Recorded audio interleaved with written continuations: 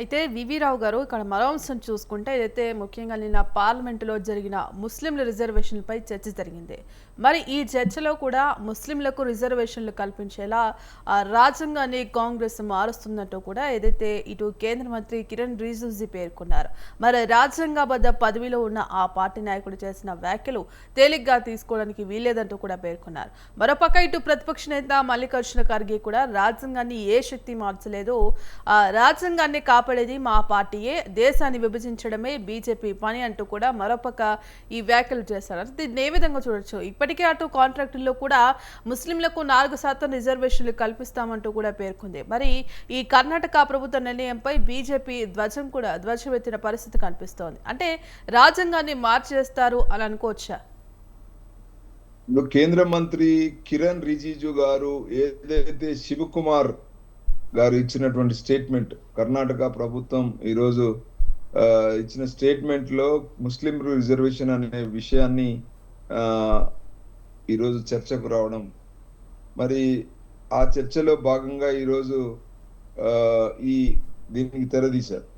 అయితే రిజర్వేషన్లు అనే విషయం ఈరోజు ముస్లింలే కావచ్చు లేదా బీసీలే కావచ్చు, ఏదైతే రాజ్యాంగంలో అదర్ దెన్ ఎస్సీ ఎస్టీలకు కాకుండా ఈ ముస్లిమ్స్ కానీ లేదా ఈ బీసీలకు కానీ ప్రత్యేకంగా వీళ్ళ గురించి ఎక్కడ కూడా చెప్పినట్టు అంటే వాళ్ళు ఒక స్పెషల్ కేటగిరీ కింద ట్రీట్ చేయని పరిస్థితి మనకు కనబడింది.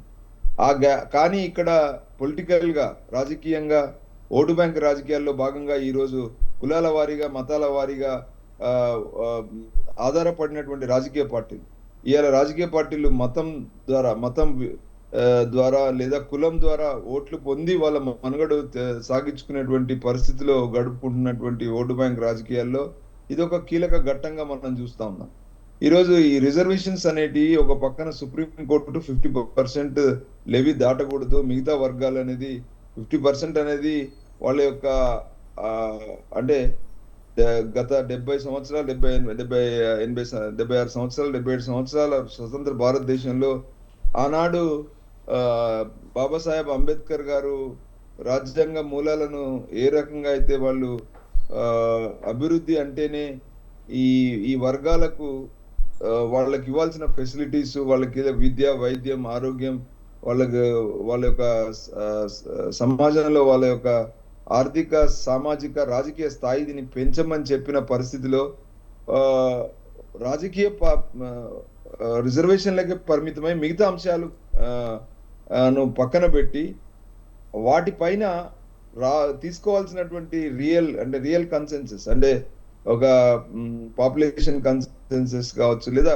ఇప్పుడు సుప్రీంకోర్టు కూడా ఏ ఆధారితంగా చెప్తుందంటే నిజంగా ఇలాంటి రిజర్వేషన్స్ ముందుకు వెళ్ళాలంటే 50% దాటి వెళ్ళాలంటే మీరు పూర్తిగా కొన్ని ఆధారాలు తీసుకోమంది. వాళ్ళ యొక్క గత 30 సంవత్సరాల్లో వచ్చిన వ్యత్యాసాలు ఏంటి, అసలుకి ఆర్థికంగా వాళ్ళ మూలాలు బలపడ్డాయా, సమాజంలో బలపడితే ఏ స్థాయిలో బలపడ్డాయి, అన్ని కన్సెన్సస్ తీసుకోమన్నది. ఆర్థిక మూలాలు, రాజకీయ మూలాలు, తర్వాత సామాజికంగా వాళ్ళ స్థాయి, అన్ని విషయాలలో ఒక అధ్యయనం జరగాలని చెప్పింది. కానీ ఈరోజు దురదృష్టం ఏంటంటే ఒక్కొక్క పార్టీ అధికారంలోకి వస్తుంటే ఒకరు మత ప్రాతిపదికన మాట్లాడుతున్నారు, ఒకరు కుల ప్రాతిపదికన మాట్లాడుతున్నారు, వాళ్ళ యొక్క మనుగడ కోసం మాట్లాడుతున్నారు తప్పితే ఇవాళ ముస్లిమ్స్ అని రిజర్వేషన్ ఇవ్వమని చెప్పేసి రెచ్చబెట్టే వాక్యాలాగా శివకుమార్ మాట్లాడాడని బీజేపీ చెప్తుంది. ఇంకొక సందర్భంలో కులాల మీద మాట్లాడుతున్నారు. కానీ నిజమైనటువంటి ఒక కన్సెన్సస్, అంటే నిజంగా పాపులేషన్ సరిగా కన్సెన్సస్ తీసుకొని ఇప్పుడు ఏదైతే మన రాష్ట్రంలో సకల జర్లో సర్వే చేశారు, దాని యొక్క రిపోర్ట్స్ బయటికి రావు. మన రాష్ట్రంలో కులగణన చేశారు, దాని రిపోర్ట్స్ బయటికి రావు.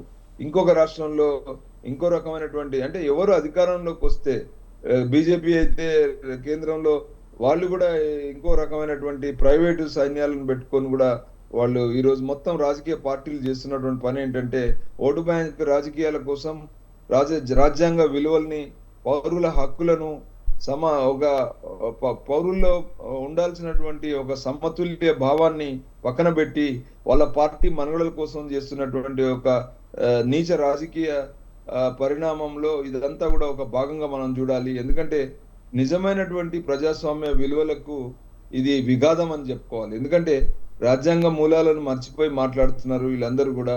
ఏ పార్టీ కూడా ఇవాళ వాళ్ళ పార్టీ అంతర్గత ప్రజాస్వామ్యం లేని రాజకీయ పార్టీలు, పార్టీ ఫండ్ ట్రాన్స్పరెంట్ గా ఉండదు, ఒక్కొక్క ఓటుకి 5 నుంచి 10 వేలు పెట్టి కొనుక్కునేటువంటి రాజకీయ పార్టీలు ఏ సమస్యను తీసుకున్నా కూడా సమస్యల ప్రాతిపదికన, గ్రౌండ్ రియాలిటీ ప్రాతిపదికన కాకుండా వాళ్ళ పార్టీ ప్రయోజనాలు, ఆ పార్టీ ప్రయోజనాలు నిజంగా ప్రజా ప్రయోజనాలు అంటే కరెక్ట్ గా సమాధానం రాదు. పార్టీ ప్రయోజనాలకు ప్రజా ప్రయోజనాలకు చాలా గ్యాప్ ఉంది. ఆ పార్టీ ప్రయోజనాలకు ప్రజల ప్రయోజనాల మధ్యలో కొంతమంది లబ్ధిదారుల ప్రయోజనం, ఆ ఆ లబ్ధిదారుల ప్రయోజనం వెనకాలనే పార్టీల ప్రయోజనం, ఆ పార్టీల ప్రయోజనం వెనకాలనే ఈ ఓటు బ్యాంక్ రాజకీయాలనే అక్రమార్జన సొమ్ము, దాని ద్వారా ఓట్లు కొనుక్కోవడమే కాదు, ప్రజల యొక్క మానసిక బలహీనతల మీద, వాళ్ళ యొక్క అంటే వాళ్ళ యొక్క ఇమోషనల్ యాటిట్యూడ్స్ మీద, అవసరం లేని కూడా వాటి మీద వాళ్ళను కొనసాగించడం, ఓటర్లను డిపెండెన్సీ పెంచడం, అంటే వాళ్ళకు రావాల్సినటువంటి వనరులు ఇవ్వకుండా వాళ్ళు పెట్టే ఖర్చుకు, వాళ్ళు పొందే ఉపాధికి ఒక వ్యత్యాసాన్ని పెంచి పోషిస్తూ వాళ్ళ మీద ఆధారపడేటువంటి పథకాలను పెంచి పోషిస్తున్నటువంటి పరిస్థితి. ఇలా ఉదాహరణకు రూపాయి బియ్యం, ₹2 బియ్యం ఎవరికి అవసరం లేదు ఈ రాష్ట్రంలో, ఈ దేశంలో.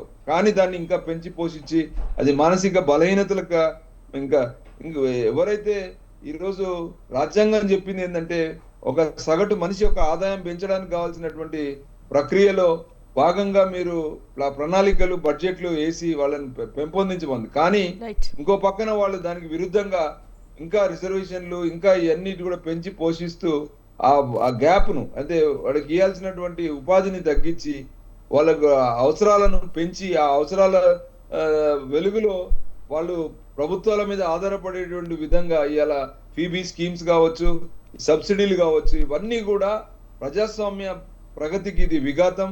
కొద్దిమంది కులాల వారీగా, మతాల వారీగా ఉన్నటువంటి వాళ్ళ యొక్క సంఖ్యను ఆధారంగా వీళ్ళు ఓటు బ్యాంక్ రాజకీయాలు చేసుకోవడం అనేది ఇక్కడ దుర్మార్గం. పార్టీలు ఏ ఒక్క రాజ్యాంగ మూలాలని ప్రజలలోకి వచ్చి ఓపెన్ గా డిస్కస్ చేసే పరిస్థితి లేనప్పుడు జరుగుతున్నటువంటి పరిస్థితిగా మనం చూడాలి. రైట్, థ్యాంక్ యూ అండి వివి రావు గారు. వివిధ వార్తాపత్రికల్లో వచ్చిన అంశాలపై విశ్లేషణ అందించడానికి ధన్యవాదాలు. ఇక ఇది ఇవాల్టి న్యూస్ కేఫ్. కీప్ వాచింగ్ స్వతంత్ర.